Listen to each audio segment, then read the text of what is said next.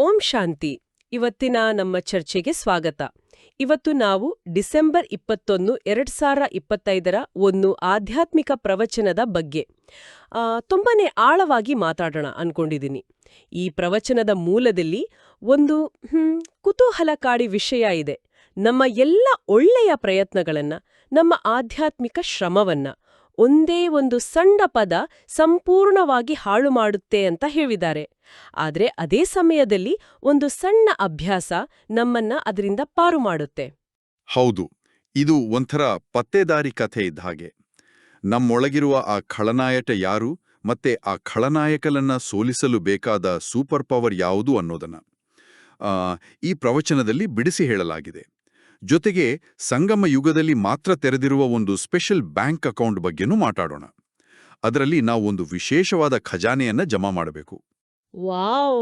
ಖಳನಾಯಕ, super power, special bank account, ಇದು ಬಹಳ interesting ಆಗಿದೆ.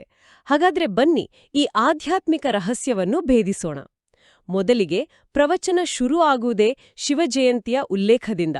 ಇದನ್ನ ಭಗವಂತ ಮತ್ತು ಮಕ್ಕಳ ಜನ್ಮದಿನ ಅಂತ ಹೇಳಿದ್ದಾರೆ. ಯಾಕೆ ಈ ಜನ್ಮದಿನ ಇಷ್ಟು ವಿಶೇಷ?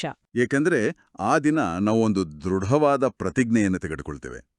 ಇದರ ಮಹತ್ವ ಅರ್ಥ ಮಾಡ್ಕೊಳ್ಳಕ್ಕೆ ಒಂದು ಹೋಲಿಕೆ ಇದೆ ನೋಡಿ. ಭಕ್ತರು ಶಿವರಾತ್ರಿಯಂದು ಕೇವಲ ಒಂದು ದಿನ ಉಪವಾಸ ಇರ್ತಾರೆ, ಪವಿತ್ರವಾಗಿರ್ತಾರೆ. ಅದನ್ನೇ ದೊಡ್ಡ ಹಬ್ಬವಾಗಿ ಆಚರಿಸ್ತಾರೆ. ಆದ್ರೆ ಹೌದು, ಒಂದು ದಿನದ ವ್ರತ. ಹೌದು, ಆದ್ರೆ ಬ್ರಾಹ್ಮಣ ಆತ್ಮಗಳಾದ ನಾವು ಈ ಒಂದು ಜನ್ಮ ಪೂರ್ತಿ ಸಂಪೂರ್ಣ ಪವಿತ್ರತೆಯ ಪ್ರತಿಜ್ಞೆ ಮಾಡ್ತೇವೆ. ಅಂದ್ರೆ ನಮ್ಮ ಒಂದು ಜನ್ಮದ ವ್ರತ, ಅವರಿಗೆ ಒಂದು ದಿನದ ಹಬ್ಬ. ನಮ್ಮ ಸಂಕಲ್ಪ ಎಷ್ಟು ಶ್ರೇಷ್ಠ ಅನ್ನೋದನ್ನ ಇದು ತೋರಿಸುತ್ತೆ ಅಲ್ವಾ? ಹೌದು ಹೌದು. ಇಲ್ಲಿ ಸಂಪೂರ್ಣ ಪವಿತ್ರತೆ ಅಂದ ತಕ್ಷಣ ಎಲ್ರ ತಲೆಗೆ ಬರೋದು ಬ್ರಹ್ಮಚರ್ಯ. ಆದ್ರೆ ಇದು ಅಷ್ಟಕ್ಕೆ ಸೀಮಿತ ಅಲ್ಲ ಅನ್ಸತ್ತೆ ಅಲ್ವಾ? ಖಂಡಿತ ಇಲ್ಲ. ಇದೇ ಈ ಪ್ರವಚನದ ಸೌಂದರ್ಯ. ಪವಿತ್ರತೆಯನ್ನ 4 ಆಯಾಮಗಳಲ್ಲಿ ವಿವರಿಸಲಾಗಿದೆ. ಮೊದಲನೇದು ಎಲ್ರಿಗೂ ತಿಳಿದಿರುವಂತೆ ಕರ್ಮದ ಪವಿತ್ರತೆ. ಎರಡನೇದು ಮಾತಿನ ಪವಿತ್ರತೆ, ಅಂದ್ರೆ ನಮ್ಮ ಮಾತುಗಳು ಯಾರಿಗೂ ನೋವು ಕೊಡಬಾರದು. ಮೂರನೇದು ಮನಸ್ಸಿನ ಪವಿತ್ರತೆ, ನಮ್ಮ ಯೋಚನೆಗಳು ವ್ಯರ್ಥ ಅಥವಾ ನೆಗೆಟಿವ್ ಆಗಿರಬಾರದು. ಸರಿ, ಕರ್ಮ, ಮಾತು, ಮನಸ್ಸು. ನಾಲ್ಕನೇದು ಯಾವುದು? ಅದೇ ಅತ್ಯಂತ ಕಷ್ಟಕರವಾದದ್ದು ಅಂತ ಕಾಣುತ್ತೆ.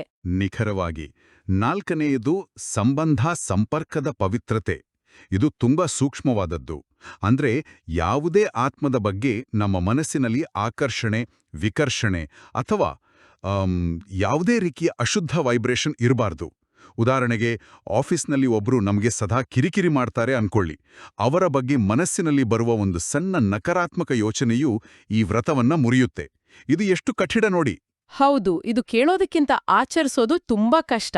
ಪ್ರವಚನದಲ್ಲಿ ಒಂದು ಮಾತು ಬರುತ್ತೆ, ಪ್ರೀತಿಯಲ್ಲಿ ಎಲ್ರೂ 100% ಅಂತಾರೆ. ಆದ್ರೆ ವ್ರತ ಪಾಲನೆಯಲ್ಲಿ ಯಾಕೆ ಪರ್ಸೆಂಟೇಜ್ ಬರುತ್ತೆ ಅಂತ? ಯಾಕೆ ಹೀಗೆ? ಒಳ್ಳೆ ಪ್ರಶ್ನೆ. ಯಾಕಂದ್ರೆ ಪ್ರೀತಿ ಅನ್ನೋದು ಹೃದಯದ ಭಾವನೆ. ಅದು ಸಹಜವಾಗಿ ಬರುತ್ತೆ. ಆದ್ರೆ ವ್ರತಕ್ಕೆ ನಿರಂತರವಾದ ಗಮನ ಅಂದ್ರೆ ಅಟೆನ್ಷನ್ ಮತ್ತು ಪರಿಶೀಲನೆ ಅಂದ್ರೆ ಚೆಕಿಂಗ್ ಬೇಕು. ನಾವು ಎಲ್ಲಿ ಗಮನ ಕೊಡ್ತೀವೋ ಅಲ್ಲಿ ಶಕ್ತಿ ಹರಿಯುತ್ತೆ. ಈ ಗಮನ ಮತ್ತು ಪರಿಶೀಲನೆಯಲ್ಲಿ ನಾವು ಹೆಚ್ಚು ಕಡಿಮೆ ಮಾಡೋದ್ರಿಂದಲೇ ನಮ್ಮ ಆಧ್ಯಾತ್ಮಿಕ ಶ್ರೇಣಿಯಲ್ಲಿ ವ್ಯತ್ಯಾಸ ಬಂದ್ಬಿಡುತ್ತೆ. ಈ 4 ರೀತಿಯ ಪವಿತ್ರತೆಯನ್ನ ಕಾಪಾಡಿಕೊಳ್ಳುವುದು ಕಷ್ಟ ಅಂತ ಅನಿಸಿದರೆ ಬಹುಶಃ ನಾವು ಮಾಯೆಗೆ ಎಲ್ಲೋ ಬಾಗಿಲು ತೆರೆದುಕೊಡುತ್ತಿದ್ದೇವೆ ಎಂದರ್ಥ. ಆ ಬಾಗಿಲು ಯಾವುದು? ದಿನವಿಡೀ ಒತ್ತಡ, ಸಮಸ್ಯೆಗಳನ್ನ ಎದುರಿಸುವಾಗ ಮುಖ ಗುಲಾಬಿಯಂತೆ ಅರಳಿರಬೇಕು ಅನ್ನೋದು ಸ್ವಲ್ಪ ಆದರ್ಶವಾದಿ ಅನಿಸುವುದಿಲ್ಲವೇ? ಅಂದ್ರೆ ಟ್ರಾಫಿಕ್ನಲ್ಲಿ ಸಿಲುಕಿಕೊಂಡಾಗ, ಬಾಸ್ ಬೈದಾಗಲೂ ಶಾಂತವಾಗಿರಲು ಸಾಧ್ಯವೇ? ಖಂಡಿತ ಸಾಧ್ಯ. ಆದ್ರೆ ಅದಕ್ಕೊಂದು ಟೆಕ್ನಿಕ್ ಇದೆ. ಪ್ರವಚನದಲ್ಲಿ ಹೇಳಿರುವ ಹಾಗೆ ಮಾಯೆ ಅಥವಾ ನೆಗೆಟಿವಿಟಿ ಬರುವುದು ಖಚಿತ, ಅದರ ಕೆಲ್ಸವೇ ಅದು. ಆದರೆ ನಾವು ಮಾಡುವ ದೊಡ್ಡ ತಪ್ಪು ಅದರ ಜೊತೆ ಯುದ್ಧಕ್ಕೆ ಇಳಿದುಬಿಡುವುದು. ನನಗೆ ಯಾಕೆ ಕೋಪ ಬಂತು, ಹೀಗೆ ಆಗಬಾರದಿತ್ತು ಅಂತ. ಅದರ ಜೊತೆ ಚರ್ಚೆ ಶುರು ಮಾಡಿದ ತಕ್ಷಣ ನಾವು ಸೋತೋದೆವು. ಅದರ ಬದಲು ಮಾಯೆಯನ್ನ ದೂರದಿಂದಲೇ ನೋಡಿ ಒಂದು ನಮಸ್ಕಾರ ಮಾಡಿ ಕಳುಹಿಸಬೇಕು. ಅಂದ್ರೆ ಅದನ್ನ ಗುರುತಿಸಿ ಅದರೊಳಗೆ ಹೋಗದೆ ಸಾಕ್ಷಿಯಾಗಿರಬೇಕು. ಹಾಗಾದ್ರೆ ನಾವು ಮಾಯೆಗೆ ಅವಕಾಶ ಕೊಡುವ ಆ ಬಾಗಿಲು ಯಾವುದು? ನಮ್ಮ ಯಾವ ದೌರ್ಬಲ್ಯವನ್ನೋ ಅದು ಬಳಸಿಕೊಳ್ಳುತ್ತೆ? ಅದು ನಮ್ಮ ಭಾಷೆ. ನಾವು ಬಳಸುವ ಒಂದು ದುರ್ಬಲ ಭಾಷೆಯೇ ಮಾಯೆಗೆ ನಾವು ಹಾಕಿಕೊಡುವ ಸೋಫಾ ಇದ್ದ ಹಾಗೆ. ಮಾಡುತ್ತೇನೆ, ಆಗುತ್ತೇನೆ, ಬದಲಾಗುತ್ತೇನೆ ಅನ್ನೋ ಮುಂದೂಡುವಿಕೆಯ ಮಾತುಗಳೇ ಆ ಭಾಷೆ. ಹಿಂದಿಯಲ್ಲಿ ಇದನ್ನ ಗೇಂಗಿಕಿ ಭಾಷಾ ಅಂತಾರೆ. ಈ ಅಭ್ಯಾಸ ಹೋಗುತ್ತದೆ, ಬದಲಾಗುತ್ತೇನೆ, ನಾನು ಇನ್ನೂ ಪರಿಪೂರ್ಣ ಆಗಿಲ್ಲ, ಮುಂದೆ ಆಗುತ್ತೇನೆ ಅಂದ ತಕ್ಷಣ ಮಾಯೆಗೆ ಒಂದು ಸಿಗ್ನಲ್ ಹೋಗುತ್ತೆ. ಓ, ಇಲ್ಲಿ ಇನ್ನೂ ಜಾಗ ಇದೆ, ನಾನು ಕೂತ್ಕೊಳ್ಬಹುದು ಅಂತ. ಈ ದೌರ್ಬಲ್ಯವೇ ಮಾಯೆಗೆ ಪ್ರವೇಶ ದ್ವಾರ. ಇದು ತುಂಬಾ ಆಳವಾದ ಮಾತು. ನಮ್ಮ ಮುಂದೂಡುವಿಕೆಯ ಸ್ವಭಾವವೇ ನಮ್ಮ ದೊಡ್ಡ ಶತ್ರು. ಇದು ಮುಂಬರುವ ಹಠಾತ್ ಘಟನೆಗಳಿಗೆ ಒಂದು ಎಚ್ಚರಿಕೆಯ ಘಂಟೆ ಅಂತನೂ ಹೇಳಿದ್ದಾರೆ. ಅಂತಹ ಸಂದರ್ಭಗಳಲ್ಲಿ ಸರಿಯಾದ ನಿರ್ಧಾರ ತೆಗೆದುಕೊಳ್ಳಲು ಏನು ಬೇಕು? ಅದಕ್ಕೆ ನಮ್ಮ ಮನಸ್ಸು ಮತ್ತು ಬುದ್ಧಿ ಸ್ವಚ್ಛ ಹಾಗೂ ಸ್ಪಷ್ಟವಾಗಿರಬೇಕು. ಒಂದು ಶುಭವಾದ ಕನ್ನಡಿಯ ಮೇಲೆ ಎಲ್ಲವೂ ಸ್ಪಷ್ಟವಾಗಿ ಕಾಣುವ ಹಾಗೆ ನಮ್ಮ ಬುದ್ಧಿ ನಿರ್ಮಲವಾಗಿದ್ದಾಗ 2 ವಿಶೇಷ ಶಕ್ತಿಗಳು ಕೆಲಸ ಮಾಡುತ್ತವೆ. ಮೊದಲನೆಯದು ಕ್ಯಾಚಿಂಗ್ ಪವರ್. ಕ್ಯಾಚಿಂಗ್ ಪವರ್ ಅಂದ್ರೆ ಅದನ್ನ ಸ್ವಲ್ಪ ವಿವರಿಸಬಹುದಾ? ಕ್ಯಾಚಿಂಗ್ ಪವರ್ ಅಂದ್ರೆ ರೇಡಿಯೋ ಸರಿಯಾದ ಫ್ರೀಕ್ವೆನ್ಸಿಗೆ ಟ್ಯೂನ್ ಆದಾಗ ಹಾಡು ಸ್ಪಷ್ಟವಾಗಿ ಕೇಳಿಸ್ತಲ್ಲ ಹಾಗೆ. ನಮ್ಮ ಬುದ್ಧಿ ಶುದ್ಧವಾಗಿದ್ದಾಗ ದೇವರ ಸೂಕ್ಷ್ಮ ಸಂಕೇತಗಳು ಮತ್ತು ನಿರ್ದೇಶನಗಳು ನಮಗೆ ಸ್ಪಷ್ಟವಾಗಿ ಸಿಗ್ತವೆ. ನಮ್ಮ ಮನಸ್ಸಿನಲ್ಲಿ ವ್ಯರ್ಥ ಯೋಚನೆಗಳ ಗದ್ದಲವಿದ್ರೆ ಆ ಸಿಗ್ನಲ್ ಸಿಗೋದಿಲ್ಲ, ಡಿಸ್ಟರ್ಬೆನ್ಸ್ ಇರುತ್ತೆ. ಅಂದ್ರೆ ನಾವು ಹೆಚ್ಚು ಒತ್ತಡ ಮತ್ತು ಗೊಂದಲದಲ್ಲಿದ್ದಾಗ ನಮಗೆ ಸರಿಯಾದ ಐಡಿಯಾಗಳು ಹೊಳೆಯುವುದಿಲ್ಲ ಅನ್ನೋದು ಇದೇ ಕಾರಣಕ್ಕ ನಮ್ಮ ರಿಸೀವರ್ ಡಿಸ್ಟರ್ಬ್ ಆಗಿರುತ್ತೆ ಅಂತಾನಾ? ನಿಖರವಾಗಿ. ಇನ್ನು ಎರಡನೇ ಶಕ್ತಿ ಟಚಿಂಗ್ ಪವರ್. ಇದೊಂದು ರೀತಿ ನಮ್ಮೊಳಗಿನ ಆಧ್ಯಾತ್ಮಿಕ GPS ಇದ್ದಾಗೆ. ಮುಂದೆ ಏನು ಅಪಾಯವಿದೆ, ಯಾವ ದಾರಿ ಸರಿ, ಯಾವ ವ್ಯಕ್ತಿಯ ಸಂಕಲ್ಪಗಳು ಸರಿಯಿಲ್ಲ ಅಂತ ಒಳಗಿನಿಂದಲೇ ಒಂದು ಮುನ್ಸೂಚನೆ ಸಿಗುತ್ತೆ. ಇದನ್ನೇ ಆಧ್ಯಾತ್ಮಿಕ ಅಂತಃಪ್ರೇರಣೆ ಅಥವಾ ಇಂಟ್ಯೂಷನ್ ಅಂತಾರೆ. ಮನಸ್ಸು ಮತ್ತು ಬುದ್ಧಿ ವ್ಯರ್ಥ ಸಂಕಲ್ಪಗಳಿಂದ ಮುಕ್ತವಾಗಿದ್ದಾಗ ಮಾತ್ರ ಈ 2 ಶಕ್ತಿಗಳು ಸಮಯಕ್ಕೆ ಸರಿಯಾಗಿ ಕೆಲಸ ಮಾಡ್ತವೆ. ಓಕೆ, ಈ ಶಕ್ತಿಗಳನ್ನ ಪಡೆಯಲು ನಮ್ಮ ಬುದ್ಧಿ ಸ್ವಚ್ಛವಾಗಿರ್ಬೇಕು. ಈಗ ನಾವು ಆರಂಭದಲ್ಲಿ ಹೇಳಿದ ಆ ವಿಶೇಷ ಬ್ಯಾಂಕ್ ಖಾತೆಯ ಬಗ್ಗೆ ಮಾತಾಡೋಣ. ಅದೇ ನಮ್ಮ ಸೂಪರ್ ಪವರ್ ಅನ್ಸುತ್ತೆ. ಅದ್ಯಾವುದು? ಹೌದು, ಅದು ಮೌನದ ಶಕ್ತಿಯ ಬ್ಯಾಂಕ್. ಇದು ಈ ಸಂಗಮಯುಗದಲ್ಲಿ ಮಾತ್ರ ತೆರೆದಿರುವ ಲಿಮಿಟೆಡ್ ಟೈಮ್ ಆಫರ್ ಇದ್ದ ಹಾಗೆ. ಬೇರೆ ಯಾವ ಯುಗದಲ್ಲೂ ಈ ಅವಕಾಶ ಇರೋದಿಲ್ಲ. ಇಲ್ಲಿ ಮೌನ ಅಂದ್ರೆ ಕೇವಲ ಬಾಯಿ ಮುಚ್ಚಿ ಕೂರೋದಲ್ಲ, ಅದು ಅದಕ್ಕಿಂತ ಬಹಳ ಆಳವಾದದ್ದು. ಇದನ್ನ ಒಂದು ಪವರ್ ಬ್ಯಾಂಕ್ ತರ ಯೋಚಿಸ್ಬೋದಲ್ವಾ? ದಿನವಿಡೀ ನಾವು ಮೊಬೈಲ್ ಬಳಸಿದಂತೆ ನಮ್ಮ ಮನಸ್ಸಿನ ಶಕ್ತಿ ಖಾಲಿಯಾಗುತ್ತೆ. ಆಗಾಗ ಚಾರ್ಜ್ ಮಾಡ್ತಾ ಇರ್ಬೇಕು. ಅತ್ಯುತ್ತಮ ಹೋಲಿಕೆ. ಇದೇ ಆ ಪವರ್ ಬ್ಯಾಂಕ್. ಇದರಲ್ಲಿ ಶಕ್ತಿ ಜಮಾ ಮಾಡೋದು ಹೇಗೆ ಅಂದ್ರೆ, ದಿನದಲ್ಲಿ ಆಗಾಗ ಒಂದು ಕ್ಷಣ ಟ್ರಾಫಿಕ್ ಕಂಟ್ರೋಲ್ನಂತೆ ವಿರಾಮ ತೆಗೆದುಕೊಳ್ಳಬೇಕು. ಆ ಒಂದು ಕ್ಷಣದಲ್ಲಿ ಎಲ್ಲಾ ಸಂಕಲ್ಪಗಳಿಂದ ಮನಸ್ಸನ್ನ ಖಾಲಿ ಮಾಡಿ ಕೇವಲ ಭಗವಂತನ ನೆನಪಿನಲ್ಲಿ ಸ್ಥಿತರಾಗಬೇಕು. ಇದನ್ನೇ ಸ್ವೀಟ್ ಸೈಲೆನ್ಸ್ ಅಂತ ಹೇಳೋದು. ಈ ಒಂದು ಕ್ಷಣದ ಅಭ್ಯಾಸ ಕೂಡ ನಮ್ಮ ಬ್ಯಾಂಕ್ ಖಾತೆಯಲ್ಲಿ ಪವರ್ ಕ್ರೆಡಿಟ್ ಆದ ಹಾಗೆ. ಒಂದು ಕ್ಷಣದ ಅಭ್ಯಾಸ ಕೂಡ ಜಮಾ ಆಗುತ್ತೆ. ಹಾಗಾದ್ರೆ ಈ ಜಮಾ ಮಾಡಿದ ಶಕ್ತಿ ಎಲ್ಲಿ ಉಪಯೋಗಕ್ಕೆ ಬರುತ್ತೆ? ಇದಕ್ಕೆ ಬ್ರಹ್ಮಬಾಬಾರವರ ಒಂದು ಅದ್ಭುತ ಉದಾಹರಣೆ ಇದೆ. ಅವರು ಶರೀರದಲ್ಲಿದ್ದಾಗ ಸಾವಿರಾರು ಮೈಲ್ ದೂರದಲ್ಲಿರುವ ಯಾರಾದರೂ ಮಕ್ಕಳು ಅನಾರೋಗ್ಯದಿಂದ ಬಳಲುತ್ತಿದ್ರೆ ಅಥವಾ ಮಾನಸಿಕವಾಗಿ ತೊಂದರೆಯಲ್ಲಿದ್ರೆ ಬ್ರಹ್ಮಬಾಬಾ ಬೆಳಗಿನ ಜಾವದಲ್ಲಿ ವಿಶೇಷವಾಗಿ ಆ ಆತ್ಮಕ್ಕೆ ಮೌನದ ಶಕ್ತಿಯ ಸಕಾಶ್ ನೀಡುತ್ತಿದ್ರು.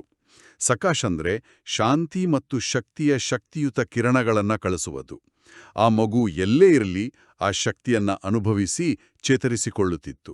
ಅಂದ್ರೆ ಅಂತಿಮ ಸಮಯದಲ್ಲಿ ನಾವು ಕೂಡ ಇದೇ ರೀತಿ ಜಗತ್ತಿನ ಆತ್ಮಗಳಿಗೆ ಸೇವೆ ಮಾಡಬೇಕಾಗುತ್ತದೆ. ಖಂಡಿತ. ಅಂತಿಮ ಸಮಯದಲ್ಲಿ ಪ್ರಕೃತಿಯ ವಿಕೋಪಗಳು, ಯುದ್ಧಗಳು, ರೋಗಗಳಿಂದ ಬಳಲುತ್ತಿರುವ ಕೋಟ್ಯಾಂತರ ಆತ್ಮಗಳಿಗೆ ನಾವು ಇದೇ ರೀತಿ ಸಕಾಶ್ ನೀಡಬೇಕಾಗ್ತದೆ. ಆಗ ನಮ್ಮ ಪವರ್ ಬ್ಯಾಂಕ್ ಚಾರ್ಜ್ ಆಗಿರಬೇಕು. ನಮ್ಮ ಬ್ಯಾಂಕ್ ಖಾತೆ ಖಾಲಿ ಇದ್ರೆ ನಾವು ಸೇವೆ ಮಾಡಲು ಸಾಧ್ಯವಾಗುವುದಿಲ್ಲ. ಆಗ ಕೇವಲ ಪಶ್ಚಾತ್ತಾಪ ಮಾತ್ರ ಉಳಿಯುತ್ತದೆ, ಯಾಕೆಂದರೆ ಜಮಾ ಮಾಡುವ ಬ್ಯಾಂಕ್ ಮುಚ್ಚಿ ಹೋಗಿರುತ್ತದೆ. ಇದು ಬಹಳ ಗಂಭೀರವಾದ ಎಚ್ಚರಿಕೆ. ಹಾಗಾದ್ರೆ ನಮ್ಮ ಪವರ್ ಬ್ಯಾಂಕ್ ಖಾಲಿಯಾಗದಂತೆ ನೋಡಿಕೊಳ್ಳಬೇಕು. ಈಗ ನಮ್ಮ ಚರ್ಚೆಯ ಕೇಂದ್ರ ಬಿಂದು ಆ ಖಳನಾಯಕನ ಬಗ್ಗೆ ಮಾತಾಡೋಣ. ನಮ್ಮ ತ್ಯಾಗ, ತಪಸ್ಸು ಮತ್ತು ವೈರಾಗ್ಯಕ್ಕೆ ಅತಿ ದೊಡ್ಡ ವಿಘ್ನ ಅಂತ ಹೇಳಲಾದ ಆ ಒಂದೇ ಪದ ಯಾವುದು? ಆ ಪದ ನಾನು. ಅಂದ್ರೆ ದೇಹಾಭಿಮಾನ. ನಾನಿದನ್ನು ಮಾಡ್ತೇನೆ, ನಾನು ಮಾಡಿದೆ, ನನ್ನ ವಿಚಾರ, ನನ್ನ ಜವಾಬ್ದಾರಿ. ಈ ಒಂದು ಪದವೇ ನಮ್ಮ ಎಲ್ಲ ಆಧ್ಯಾತ್ಮಿಕ ಪ್ರಯತ್ನಗಳನ್ನ ಕೆಳಗೆ ತಂದುಬಿಡುತ್ತೆ. ಹೌದು, ಕೆಳಗೆ ತರ್ತದೆ. ಇದು ನಾವು ಕಷ್ಟಪಟ್ಟು ಕಟ್ಟಿದ ಆಧ್ಯಾತ್ಮಿಕ ಕಟ್ಟಡದ ಮೇಲೆ ನೀರು ಸುರಿದಾಗೆ. ಇದು ಒಂದು ಸೂಕ್ಷ್ಮವಾದ ಅಹಂಕಾರ. ಆದ್ರೆ ನಾನು ಇಲ್ಲದೆ ಜಗತ್ತಿನಲ್ಲಿ ಬದುಕಲು ಸಾಧ್ಯವೇ? ಜವಾಬ್ದಾರಿ ತೆಗೆದುಕೊಳ್ಳಲು ನಾನು ಬೇಕಲ್ಲವೇ?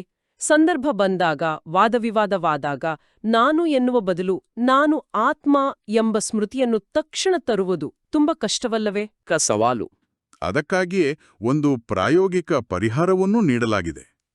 ಹೇಗೆ ನನ್ನ ಎನ್ನುವಾಗ ಬಾಬಾ ಎಂಬುದು ಸಹಜವಾಗಿ ನೆನಪಾಗುತ್ತದೆಯೋ, ನನ್ನ ಬಾಬಾ ಎಂದು ಹೇಳುವುದು ಅಭ್ಯಾಸವಾಗಿದೆಯೋ, ಹಾಗೆಯೇ ನಾನು ಎನ್ನುವಾಗ ಮೊದಲು ಆತ್ಮ ಎಂಬುದು ನೆನಪಿಗೆ ಬರಬೇಕು. ನಾನು ಒಂದು ಆತ್ಮ ಈ ಕೆಲಸ ಮಾಡುತ್ತಿದ್ದೇನೆ ಎಂದು ಅಭ್ಯಾಸ ಮಾಡಬೇಕು. ನಾನು ಜವಾಬ್ದಾರಿ ತೆಗೆದುಕೊಳ್ಳುತ್ತಿದ್ದೇನೆ ಅನ್ನೋದಕ್ಕೂ ಈ ಜವಾಬ್ದಾರಿಯನ್ನ ನಿಭಾಯಿಸಲು ನಿಮಿತ್ತವಾಗಿರುವ ನಾನು ಒಂದು ಆತ್ಮ ಅನ್ನೋದಕ್ಕೂ ತುಂಬಾ ವ್ಯತ್ಯಾಸವಿದೆ. ಸರಿ, ಇನ್ನು ನಾನು ಇಷ್ಟು ಒಳ್ಳೆಯ ಸೇವೆ ಮಾಡಿದೆ ಅಥವಾ ನಾನು ಇಷ್ಟು ಚೆನ್ನಾಗಿ ಭಾಷಣ ಮಾಡಿದೆ ಅನ್ನೋ ಕರ್ತೃತ್ವದ ಭಾವನೆ ಬಂದಾಗ ಏನ್ ಮಾಡಬೇಕು? ಆಗ ಕಾರಯಿತ ಅಂದ್ರೆ ಮಾಡಿಸುವನು ಭಗವಂತ ಎಂಬುದನ್ನ ನೆನಪಿಸ್ಕೊಳ್ಬೇಕು. ನಾವು ಕೇವಲ ನಿಮಿತ್ತವಾದ ವಾದ್ಯ ಅಷ್ಟೇ. ಒಂದು ಸಿತಾರ್ ತಾನೇ ನಾನು ಎಷ್ಟು ಸುಂದರವಾದ ರಾಗವನ್ನು ನುಡಿಸ್ತಿದ್ದೇನೆ ಎಂದುಕೊಂಡ್ರೆ ಅದು ಒತ್ತಡಕ್ಕೆ ಒಳಗಾಗುತ್ತೆ. ಆದರೆ ನುಡಿಸುವನು ವಾದಕ, ನಾನು ಕೇವಲ ಒಂದು ವಾದ್ಯ ಎಂದು ತಿಳಿದರೆ ಅದು ನುಡಿಸುವ ಆನಂದದಲ್ಲಿರುತ್ತದೆ. ಹಾಗೆಯೇ ಮಾಡಿಸುವನು ಭಗವಂತ, ನಾವು ಕೇವಲ ನಿಮಿತ್ತ ಮಾತ್ರ ಎಂಬ ಸ್ಮೃತಿ ನಮ್ಮನ್ನು ಅಹಂಕಾರದ ಭಾರದಿಂದ ಮುಕ್ತರನ್ನಾಗಿಸುತ್ತದೆ. ಹಾಗೆ ನಿಖರವಾಗಿ ಆ ಊದುವವನೇ ಕಾರ್ಯಾಯಿತ. ಇದು ಕೇವಲ ಆಧ್ಯಾತ್ಮಿಕ ಮಾತು ಅಂತ ಅನ್ಕೋಬಾರದು. ಕಾರ್ಪೊರೇಟ್ ಮೀಟಿಂಗ್ನಲ್ಲಿ ನನ್ನ ಐಡಿಯಾ ಅಂತ ಜಗಳ ಆಡೋದ್ರಿಂದ ಹಿಡಿದು ಸಂಬಂಧಗಳಲ್ಲಿ ನಾನೇ ಸರಿ ಅನ್ನೋ ಹಠದವರೆಗೂ ಈ ನಾನು ಅನ್ನೋ ಪದವೇ ನಮ್ಮ ಅರ್ಧದಷ್ಟು ಸಮಸ್ಯೆಗಳಿಗೆ ಮೂಲ ಕಾರಣ. ಪ್ರವಚನವು ಇದನ್ನೇ ಆಧ್ಯಾತ್ಮಿಕ ದೃಷ್ಟಿಯಿಂದ ಹೇಳ್ತಿದೆ. ಬಹಳ ಸುಂದರವಾದ ಉದಾಹರಣೆ. ಇನ್ನೊಂದು ಸಾಮಾನ್ಯವಾದ ಮಾತು ನಾವು ಕೇಳ್ತೇವೆ. ಏನ್ ಮಾಡ್ಲಿ, ಇದು ನನ್ನ ಸ್ವಭಾವ, ನೇಚರ್, ನನಗೆ ಬೇಗ ಕೋಪ ಬರುತ್ತೆ. ಈ ರೀತಿಯ ಸಮರ್ಥನೆಯ ಬಗ್ಗೆ ಏನ್ ಹೇಳಲಾಗಿದೆ? ಈ ಬಗ್ಗೆ ಬಹಳ ಸ್ಪಷ್ಟವಾಗಿ ಮತ್ತು ಪ್ರೀತಿಯಿಂದ ನಮ್ಮ ಕಣ್ಣು ತೆರೆಸಲಾಗಿದೆ. ಅದನ್ನ ನನ್ನ ಸ್ವಭಾವ ಎಂದು ಹೇಳುವುದೇ ತಪ್ಪು. ನಮ್ಮ ಮೂಲ ಆದಿ ಅನಾದಿ ದೈವಿ ಸ್ವರೂಪದ ಸ್ವಭಾವ ಶಾಂತಿ, ಪ್ರೀತಿ, ಆನಂದ. ಈ ಕೋಪ, ಅಹಂಕಾರ, ಅಸೂಯೆ ಇವು ನಮ್ಮ ಮೂಲ ಸ್ವಭಾವವಲ್ಲ. ಇವು ನಾವು ಮಧ್ಯದಲ್ಲಿ ಅಳವಡಿಸಿಕೊಂಡಿರುವ ವೈರಸ್. ಅದು ಬೇರೆಯವರ ವಸ್ತು, ರಾವಣನ ಆಸ್ತಿ. ಬೇರೆಯವರ ವಸ್ತುವನ್ನ ನಮ್ಮ ಬಳಿ ಇಟ್ಕೊಳ್ಳೋದು ಸರಿಯಲ್ಲ, ಅದನ್ನ ಹಿಂದಿರುಗಿಸಬೇಕು. ವಾವ್, ಈ ದೃಷ್ಟಿಕೋನವೇ ಅದ್ಭುತವಾಗಿದೆ. ನಾವು ಇದು ನನ್ನ ಸ್ವಭಾವ ಅಂತ ಹೇಳಿದಾಗ ಆ ಕೆಟ್ಟ ಅಭ್ಯಾಸಕ್ಕೆ ಒಂದು ರೀತಿ ಮಾನ್ಯತೆ, ಒಂದು ಐಡೆಂಟಿಟಿ ಕೊಟ್ಬಿಡ್ತೇವೆ. ಇದು ನನ್ನದಲ್ಲ, ಇದು ಹೊರಗಿನಿಂದ ಬಂದ ವೈರಸ್ ಅಂದ ತಕ್ಷಣ ಅದನ್ನ ತೆಗೆದುಹಾಕುವುದು ಸುಲಭವಾಗಬಹುದು. ನಮ್ಮ ಕಂಪ್ಯೂಟರ್ಗೆ ವೈರಸ್ ಬಂದರೆ ಅದನ್ನ ನನ್ನ ಕಂಪ್ಯೂಟರ್ನ ಸ್ವಭಾವ ಅಂತ ಹೇಳುವುದಿಲ್ಲ, ಆಂಟಿವೈರಸ್ ಹಾಕಿ ತೆಗೆದುಹಾಕ್ತೇವೆ. ಹಾಗೆ ಇದನ್ನು ಮಾಡಬೇಕು. ಅದೇ ಸ್ವಿಚ್ ನನ್ನದು ಎಂದು ಒಪ್ಪಿಕೊಂಡರೆ ಅದನ್ನ ಬದಲಾಯಿಸುವುದು ಕಷ್ಟ. ಇದು ಪರಾಯ ವಸ್ತು ಎಂದು ತಿಳಿದರೆ ಅದನ್ನ ಹಿಂದಿರುಗಿಸುವುದು ಸುಲಭ. ಸರಿ, ಈ ಅದ್ಭುತ ಚರ್ಚೆಯ ಅಂತಿಮ ಭಾಗಕ್ಕೆ ಬರೋಣ. ಈ ಪ್ರವಚನದ ವರದಾನ ಅಂದ್ರೆ ವರ ಮತ್ತು ಸ್ಲೋಗನ್, ಘೋಷವಾಕ್ಯ ಯಾವುದು? ಇಂದಿನ ವರದಾನ ಬಹಳ ಆಳವಾಗಿದೆ. ಬೇಹದ್ದಿನ ವಾನಪ್ರಸ್ಥೀಭವ ಅಂದ್ರೆ ಅಪರಿಮಿತದ ವಾನಪ್ರಸ್ಥಿಯಾಗಿ. ಲೌಕಿಕದಲ್ಲಿ ವಾನಪ್ರಸ್ಥ ಅಂದ್ರೆ ಎಲ್ಲ ಜವಾಬ್ದಾರಿಗಳಿಂದ ಮುಕ್ತರಾಗಿ ಏಕಾಂತಕ್ಕೆ ಹೋಗುವುದು. ಇಲ್ಲಿ ಈ ಹಳೆಯ ಪ್ರಪಂಚದ ವ್ಯರ್ಥ ಮಾತುಗಳಿಂದ, ದೇಹದ ಆಕರ್ಷಣೆಯಿಂದ ಮತ್ತು ಹಳೆಯ ಸಂಸ್ಕಾರಗಳಿಂದ ಮನಸ್ಸಿನಿಂದ ಸನ್ಯಾಸ ತೆಗೆದುಕೊಂಡು ಕೇವಲ ಭಗವಂತನ ನೆನಪಿನ ಏಕಾಂತದಲ್ಲಿರಬೇಕು ಅಂತ ಹೇಳಲಾಗಿದೆ. ಮತ್ತು ಸ್ಲೋಗನ್ ಬಹಳಷ್ಟು ಧೈರ್ಯವನ್ನ ತುಂಬುತ್ತದೆ. ನೀವು ಧೈರ್ಯದ ಒಂದು ಹೆಜ್ಜೆ ಇಟ್ರೆ ಭಗವಂತ ಸಹಾಯದ 1000 ಹೆಜ್ಜೆ ಇಡುತ್ತಾನೆ. ನಾವು ಕೆಲವೊಮ್ಮೆ ಆಧ್ಯಾತ್ಮಿಕ ಪ್ರಯತ್ನಗಳು ಕಷ್ಟ, ನನ್ನಿಂದ ಆಗುತ್ತದೆಯೋ ಇಲ್ವೋ ಅಂತ ಯೋಚಿಸ್ತೇವೆ. ಆದರೆ ಇಲ್ಲಿ ಹೇಳುವುದೇನೆಂದ್ರೆ, ನೀವು ಕೇವಲ 1 ಹೆಜ್ಜೆ ಮುಂದೆ ಇಡಿ, ಉಳಿದ 1000 ಹೆಜ್ಜೆಗಳ ಸಹಾಯ ತಾನಾಗಿಯೇ ಸಿಗ್ತದೆ. ಶುರು ಮಾಡುವ ಧೈರ್ಯ ಮಾತ್ರ ನಮ್ಮದಾಗಿರಬೇಕು. ಹಾಗಾದ್ರೆ ಈ ಇಡೀ ಚರ್ಚೆಯಿಂದ ನಮ್ಮ ಜೀವನದಲ್ಲಿ ಅಳವಡಿಸಿಕೊಳ್ಳಬೇಕಾದ ಮುಖ್ಯ ಅಂಶಗಳು ಯಾವುವು ಅಂತ ಒಮ್ಮೆ ಸಂಕ್ಷಿಪ್ತವಾಗಿ ಹೇಳೋದಾದ್ರ? 4 ಮುಖ್ಯ ಅಂಶಗಳನ್ನ ನಾವು ತೆಗೆದುಕೊಳ್ಳಬಹುದು. 1. ನಿಮ್ಮ ಪವಿತ್ರತೆಯ ವ್ರತವನ್ನ ಪ್ರಾಮಾಣಿಕವಾಗಿ ಪರಿಶೀಲಿಸಿ. ಕೇವಲ ಕರ್ಮದಲ್ಲಿ ಮಾತ್ರ ಅಲ್ಲ, ಮನಸ್ಸು, ಮಾತು ಮತ್ತು ವಿಶೇಷವಾಗಿ ಸಂಬಂಧ ಸಂಪರ್ಕದಲ್ಲಿ ಎಲ್ಲಿ ಕೊರತೆ ಇದೆ ಎಂದು ನೋಡಿ. 2. ಯಾವುದೇ ಹಳೆ ಅಭ್ಯಾಸಕ್ಕೆ ಇದು ನನ್ನ ಸ್ವಭಾವ ಎಂದು ಹೇಳುವುದನ್ನ ಹಿಂದೆ ನಿಲ್ಲಿಸಿ. ಇದು ನನ್ನದಲ್ಲ, ರಾವಣ ಕೊಟ್ಟಿರುವ ಪರಾಯ ವಸ್ತು, ಇದನ್ನ ಹಿಂದಿರುಗಿಸಬೇಕು ಅಂತ ನೆನಪಿಸ್ಕೊಳ್ಳಿ. 3. ನಿಮ್ಮ ಮೌನದ ಶಕ್ತಿಯ ಪವರ್ ಬ್ಯಾಂಕ್ ಅನ್ನು ದಿನದಲ್ಲಿ ಆಗಾಗ ಸ್ವೀಟ್ ಸೈಲೆನ್ಸ್ ಮೂಲಕ ಚಾರ್ಜ್ ಮಾಡ್ತಾ ಇರಿ, 1 ನಿಮಿಷವಾದ್ರೂ ಸರಿ. ಮತ್ತು 4. ನಾನು ಎಂಬುದನ್ನು ನಾನು ಆತ್ಮ ಎಂದು ಕರ್ತೃತ್ವದ ಭಾವವನ್ನು ಕಾರ್ಯಾಯಿತನ ಸ್ಮೃತಿಯಾಗಿಯೂ ಪರಿವರ್ತಿಸಿ. ಇದು ನಮ್ಮ ಪ್ರಯತ್ನವನ್ನು ಹಗುರ ಮತ್ತು ಸಹಜವಾಗಿಸುತ್ತದೆ. ಈ ಆಳವಾದ ವಿಶ್ಲೇಷಣೆ ನಮ್ಮ ದೌರ್ಬಲ್ಯಗಳನ್ನು ಕೇವಲ ಗುರುತಿಸುವುದಲ್ಲದೆ ಆ ಖಳನಾಯಕನನ್ನು ಸೋಲಿಸಿ ಸೂಪರ್ ಪವರನ್ನು ಜಾಗೃತಗೊಳಿಸುವ ಸ್ಪಷ್ಟ ಮಾರ್ಗವನ್ನು ತೋರಿಸಿದೆ. ಹೌದು. ಈಗ ಕೇಳುಗರು ಚಿಂತನೆ ಮಾಡಲು 2 ಪ್ರಮುಖ ಪ್ರಶ್ನೆಗಳನ್ನು ಬಿಟ್ಟು ಹೋಗೋಣ. ಇವು ಈ ಚರ್ಚೆಯ ಸಾರವನ್ನು ವೈಯಕ್ತಿಕ ಅನುಭವಕ್ಕೆ ತರಲು ಸಹಾಯ ಮಾಡುತ್ತದೆ. ಖಂಡಿತ. ಆ ಪ್ರಶ್ನೆಗಳು ಯಾವುವು?